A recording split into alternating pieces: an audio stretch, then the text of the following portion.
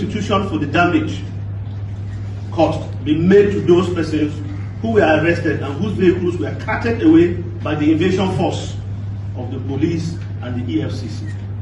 as well as for bodily injuries suffered by these persons, numbering at least 100 persons, be paid in the amount of at least 1 billion naira. We also demand that a further 2.5 billion or 2 billion and 500 million be paid in token acknowledgement and atonement for the immense damage caused to the reputation, business,